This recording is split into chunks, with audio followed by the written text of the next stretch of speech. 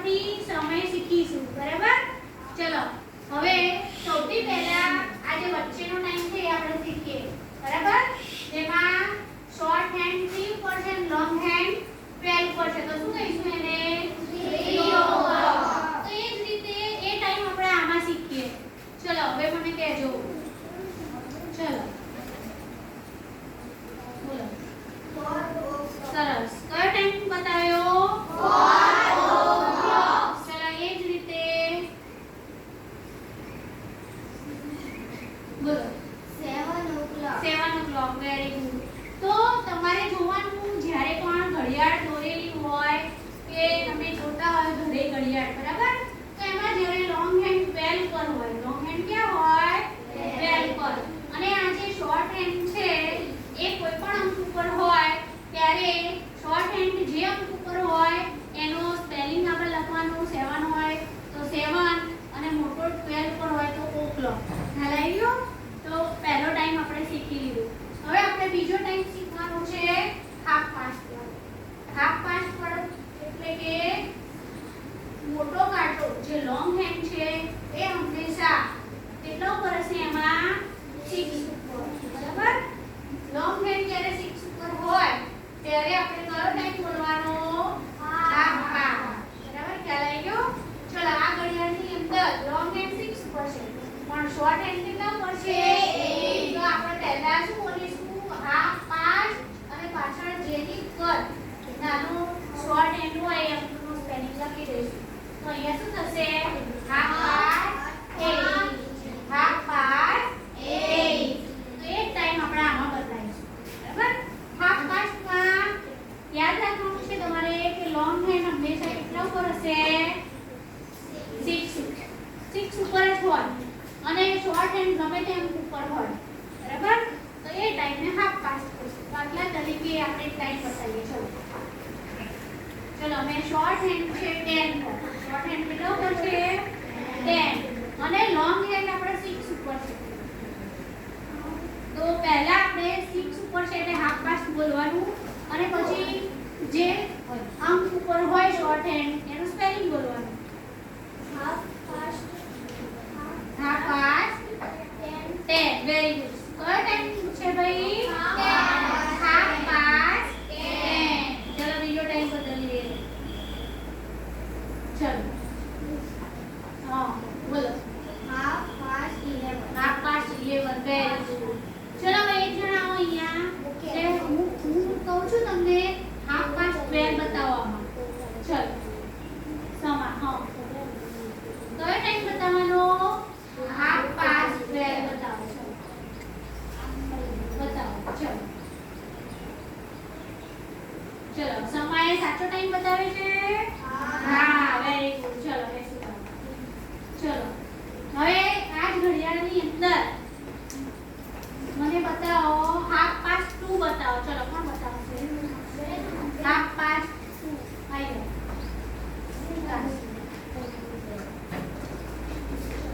half past 2 બતાવો ચલો એને સાચો ટાઈમ બતાવે છે ભાઈ હા વેરી ગુડ હા ક્લેપ કરો ક્લેપ વેરી ગુડ હવે ટાઈમ બોલું છું એ બરાબર સાંભળજો 9 o'clock હાફ પાસ્ટ નહીં 9 o'clock આયો અંધા 9 o'clock એટલે વચ્ચે એની શીખવાડી ને એ પ્રમાણે ચલો 9 o'clock બતાવો વેરી ગુડ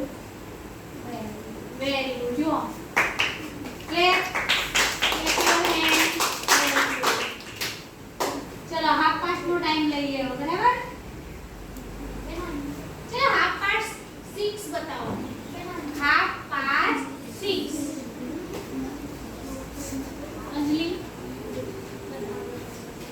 હાફ પાસ્ટ 6 બતાવો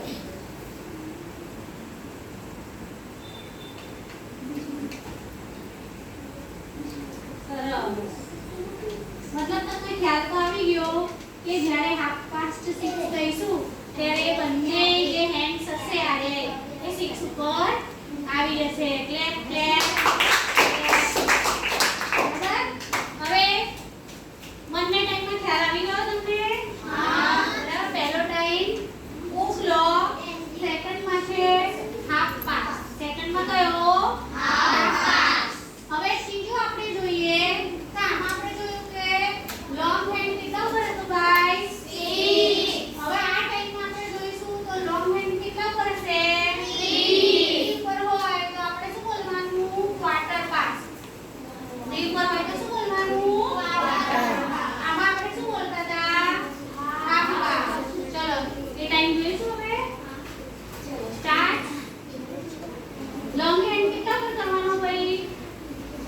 લોંગ હેન્ડ કેટલા પર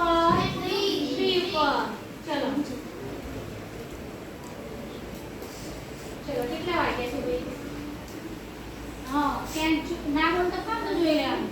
પહેલા તો 3 પર હોય એટલે એનો શબ્દ લેવાનો ક્વાર્ટર પાસ્ટ અને પછી જે અંક હોય એનો સ્પેલિંગ બોલવાનો ક્વાર્ટર પાસ્ટ 5 શું કહેવાશે ક્વાર્ટર પાસ્ટ 5 હવે હું બોલવે તમે બતાવશો હા પહેલા હું એક ટાઈમ તમને બતાવી દઉં એ તમારે કહેવાનું બરાબર ચલો બોલો માહી ક્વાર્ટર પાસ્ટ 4 સરસ વેરી ગુડ બોલો બધા સાથે quarter past 4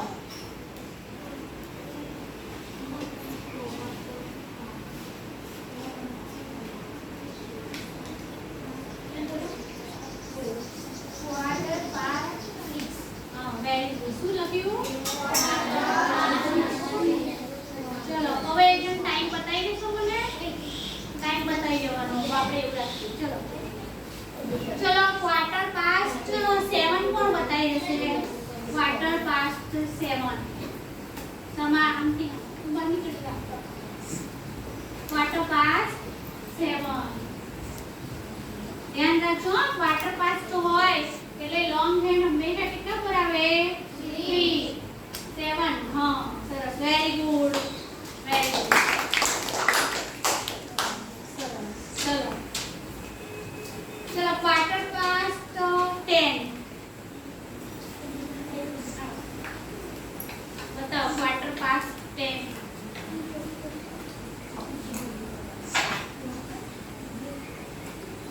very good clear